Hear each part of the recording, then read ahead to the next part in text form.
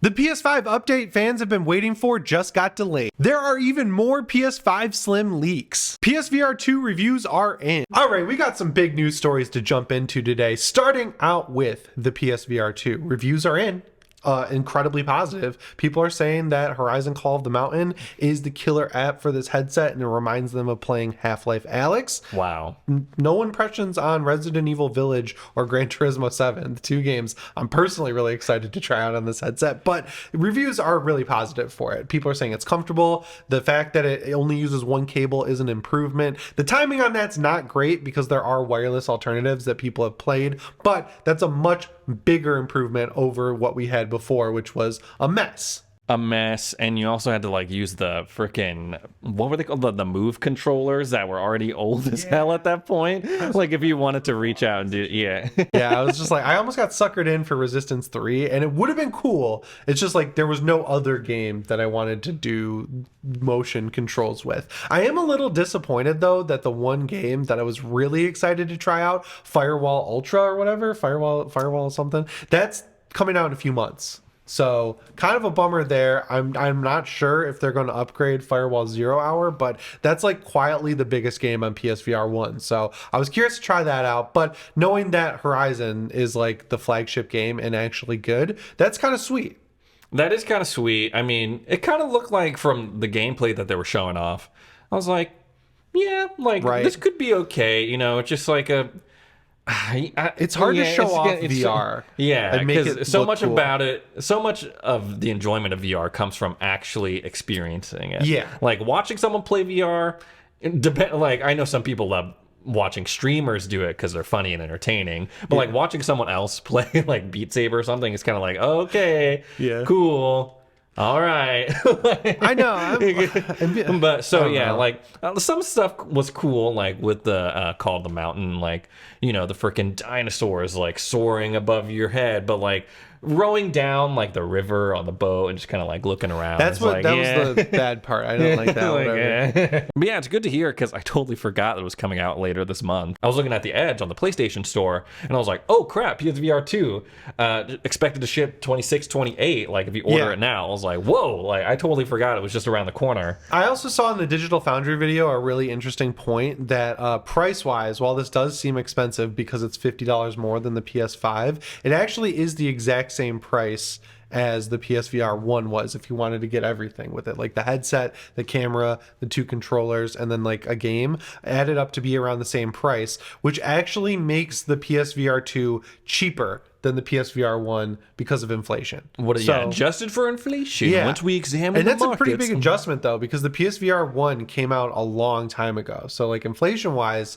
speaking, unfortunately for us as people who have jobs, that means the PSVR 2 is effectively cheaper, which is good. It's still expensive, but you can have that little bit of peace of mind knowing that overall you're paying about the same, if not a little less than you were for the PSVR 1. Yeah, it's expensive, but it seems to be of good quality, good stock from what we're reading. I only take issue with this article from The Verge, this one line that when they were reviewing it, they said that the PlayStation 5 was designed specifically with this headset in mind. And like I don't think that's exactly what they meant. Like as they were in the lab building the PS5, they were like, oh, we gotta work, like this will go great with the PSVR 2. Like everything was in consideration for this headset. I feel like it's the other way around. It's more just like a buzzword to say like how good it fits with the current rig of the PlayStation 5. Yeah, everything looks consistent. I wonder how this thing's gonna sell, man. Like how many people who currently own a PS5 are gonna spring for that, and like will it be enough for PlayStation to be like, yeah, let's keep making content for it? I would guess anyone who bought a PSVR 1 will buy it because that was a good experience for them. And if Sony can keep up with actual first party games, like making more stuff like Horizon, or if they can work with Valve and get Half-Life Alyx, you know, once there's enough games that are worth playing, that's when people really start feeling the pressure. They're like, I don't want to miss out, I got FOMO. So then they'll start buying the headset, right? But Sony loves to not support stuff if it doesn't immediately kick off strong. Right. But PSVR 1 didn't really do that hot, and they still support that thing. Like, they put a lot of games on it. They had a first-party Iron Man game. Like, that was pretty cool. I don't know. I mean, Oculus makes some stupid moves, like buying exclusivity on certain things for no reason, but Sony does the same thing with Resident Evil 7. Yeah, I mean, because you're entirely dependent with this PSVR 2 on what Sony decides to put out. Like, you can't play games that you play on the Quest or like your Oculus. But I will say it is kind of nice, like, having that quality of a headset without blowing all your money on a PC that is required to run it. Like, I think a lot of people, the expectation is that everything is going to be like the Meta Quest. They really knocked it out of the park, it seems, with the hardware. So when I get my hands on it, I'll let you guys know how it all works out. Yeah. And hopefully Jimmy will let me borrow it, and then I can talk about it too. We'll see. No. So the first big patch for Hogwarts Legacy has arrived on everything except PS5. I mean, I read the patch notes and it looks pretty promising, but it just is so bizarre that we're in the situation that Xbox is getting something first before PlayStation, especially since, you know, Hogwarts Legacy, Sony had the marketing rights for it, and they get that freaking stupid secret quest that is only available on PlayStation. So I was pretty shocked to see that only like Xbox is enjoying it. So there's like a enjoying reason the for quote it. unquote enjoying the patch right now. The reason is that there are broken trophies in the PS5 version, which is There it another is. thing that's been happening a lot lately. Like, Callisto Protocol came out, and you could just load a save on the last boss and change the difficulty to max difficulty, get that trophy. That's a busted trophy.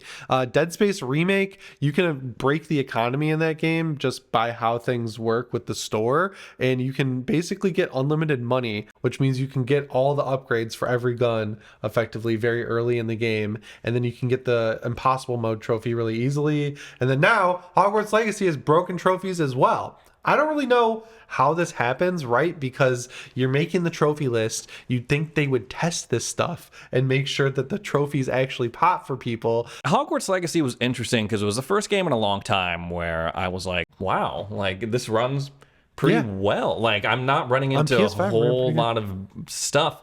The only thing I will say is when I was playing it, you know, you have your robe, and then you have a lining in your robe that corresponds with the color of your house. Yeah. Sometimes that was kind of like suffering from pop-in, like the hood especially. Like, you could see like it was kind of like, you know, you could see like kind of like the black was like pushing through, like it should be like a green hood. I will say that the NPC collision mechanics was not working when I first like got into the common room. Like, I was just walking through people. So, oh, weird. Okay. I was like, oh, interesting. But then it kind of fixed itself as the game went on. But I was like, something is so weird. Like, this game is like playable and not broken. Like, this highly anticipated game that everyone is excited for. That's kind of strange. So, you know, like, this patch is only on Xbox, but I will say, like, it wasn't like, you know, in desperate need of a patch for the first time in forever, a new game. Stuff I noticed on PS5 was when you would complete a quest or, you know, find one of the pages that you can like pull in or whatever, the animation that shows how many out of how many you've got, or like you complete a quest, that would just tank the frame rate to like 20.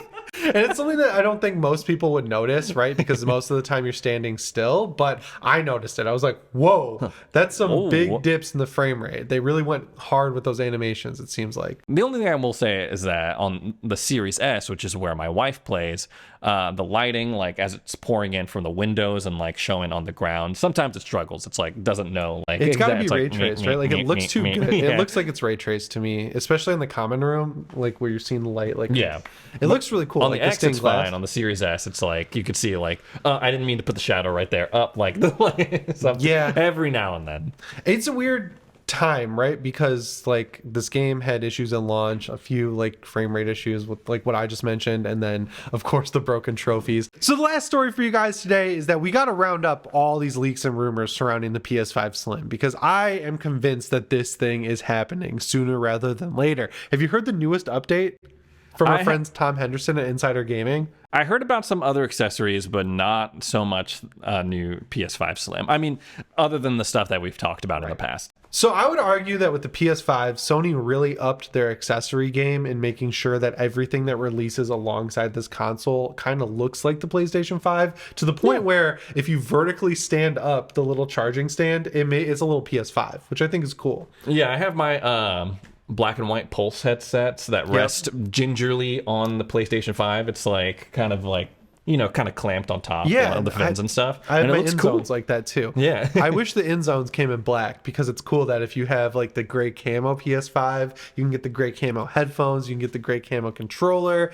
If you have the pink, the purple, the blue, the black even, you can match up the Pulse wireless with a controller, which is like my whole point here, right? Yeah, like, the aesthetic synergy is nice very good. This generation. So when we start hearing leaks and rumors about this PS5 Slim, and then we start hearing leaks and rumors about 2 new headsets coming out, it's like, oh, so they have more accessories on the way around the same time that also line up with 2 new colors of DualSense, which are metallic red and metallic gray. You kind of start to understand why people are like, this PS5 Slim is about to get announced, and I'm totally believing it, because yeah, we've got wireless earbuds coming from Sony on top of another new headset, which the like regular headset, kind of weird, because they have the Pulse, they have the in zone. Is this going to split the difference and be like a cheaper, better headset? Yeah, maybe. Yeah. What are the tiers of the end zone? It's H7, H9 and H3. H3, not worth it. So would it be like something in between the H3 and H7? Yeah, but I don't think it would be in zone. Like, this would be PlayStation branded, right? Yeah. Like, PlayStation's making this. So it's going to be an improved version of the Pulse, because the Pulse has been around since the PS3. They've iterated on it with every console. It's starting to be like, we need something a little bit better, especially when you look at the headphones Sony makes. Like the 1000Xs are awesome. Those like Link buds, people really like those. I bet the earbuds that they're making for the PS5 will probably be based on the Link buds. Yeah, the earbuds is what I was hearing about, and that I'm like, okay, that you have my interest now. Yeah. I like the idea of dedicated earbuds for my console. If they can figure out how to make earbuds that don't have audio delay with PlayStation 5, that's like a day one purchase for me. I'd imagine that this wireless earbuds that Sony is making for the PlayStation specifically probably would be around $150, $100, $150. Yeah, that's fair to say. And do you think that they would be individual buds, like AirPod, Raycon style, or do you think they'll have like a little wire in between, like go? Just because that's what Sony makes, I think they'll just be individual little earbuds. I would just hope that they also have Bluetooth, so you could use them as headphones whenever you want, because that's what sucks about the in-zone stuff, is that the microphone is attached to the headset. So if you want to use those, because they have great drivers, like they sound incredible, but if you want to use them as headphones, you got to look like an idiot with these like flip-up mic situations happening. So I ended up flip-up mic, I don't know. I'm like kind of nostalgic for that, right? It's like cool the little like gaming. I don't want to be like that on a plane. Let's get some stuff that's aimed directly at PlayStation, and also let's get colorways at launch, right? Yeah, do you think they'll go with existing color schemes? Like go with your controller It depends and the how fins that crazy they get with this new PS5, right? Like if the Slim comes out in multiple colors, which I could totally see happening, because if you look at the Vita, the revision of the Vita 2000, I think it was called, that came out in multiple different colors all at once in Japan. It was like blue, yellow, pink, like a lot of the PS5 colors actually. So if this is going to be the PS5 we have for the rest of the generation, I could see it having multiple colors at launch. I'm so interested to see like what the reaction is going to be to the PS5 Slim, like if that's what they're working on, like when they announce it soon, because I feel like the general reaction whenever we talk about a PS5 Pro or like a mid-gen refresh is, who cares? Right. Yeah. Like we had like why would they release that now when we haven't seen the true potential of the consoles that we have? Right. So I wonder like what the community response is going to be when they release this thing with the removable disk drive, because that's pretty much the same thing. I don't think they want right. people to upgrade to it. I think it's just going to, I think it's more for their benefit than like our benefit, right? Like they've already made the PS5 Slim. If you go buy a PS5 right now, it is the PS5 Slim. It's 20% faster, 50% lighter. Like you could feel it if you picked up this PS5, which is a launch one, and then you picked up the like new PS5 that you buy right now. They feel totally different. Like, those launch ones were heavy, man. Yeah. I remember walking out with Best Buy and being like, what the hell? But Like, it's this is expensive pretty for heavy. Sony to be producing two different consoles, right? Like it's expensive to make two versions of the PS5, whereas Yeah. this way they're going to make They're just going one to version. consolidate it into Yeah. one and then It's going to go save them forward. money. Yeah. And Tom Henderson, also Insider Gaming, he said that he hasn't heard anything about the PS5 Pro and wouldn't be shocked if we don't get one, and that we end up just getting the Slim. That rides us out for the rest of the generation, and then we get the PS6, which honestly I'm fine with. I think the PS5 is more than powerful enough, and you have to remember that the Xbox One and PS4 came out super underpowered. Yeah.